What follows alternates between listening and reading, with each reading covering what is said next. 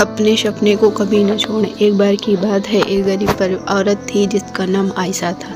वह एक छोटे से गांव में अपने माता पिता और छोटे भाई बहनों के साथ रहती थी। उसके पिता एक किसान थे, लेकिन खेत बहुत उपजाऊ नहीं था और वे अक्सर किसी तरह का गुजारा करते थे। आयशा एक बुद्धिमान और जिज्ञासु लड़की थी। वह अपने आसपास की दुनिया के बारे में जानना पसंद करती थी।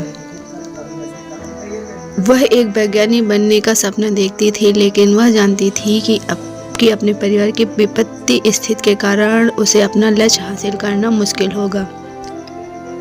एक दिन आयशा के पिता बीमार पड़ गए। वह काम करने में असमर्थ थे और परिवार में आय और भी कम हो गई। आयशा को अपने परिवार की मदद करने के लिए स्कूल छोड़ना पड़ा। आयशा ने अपने परिवार का समर्थन करने के लिए कड़ी मेहनत की। अपने घरों की सफाई, खेतों में काम करने जैसे अजीब काम किए। उसने स्थायी बाजारों में सब्जियां बेचना शुरू किया। अपनी व्यस्त दिनचर्या के बावजूद आयशा ने वैज्ञानिक बनने के सपने को कभी नहीं छोड़ा।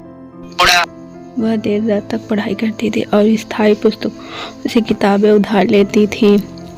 उसने घर पर भी अपने स्वयं के प्रयोग करना शुरू कर दिया। कई सालों की कड़ी मेहनत और दृढ़ संकल्प के बाद आयशा ने आखिरकार अपने सपने को हासिल कर लिया। वह विश्वविद्यालय में दाखिला लिया और वैज्ञानिक बन गई। उन्होंने विज्ञान के क्षेत्र में महत्वपूर्ण योगदान दिया। आयशा की कहानी हम सभी के लिए एक प्रेरणा है। यह दिखाता है कि अगर हमें अपना लक्ष्य दिमाग में रखते हैं तो हम अपने सपने को कभी नहीं छोड़ते हैं तो कुछ भी संभव है। यह भी दिखाता है कि हमारे जुनून का पालन करना महत्वपूर्ण, भले ही यह मुश्किल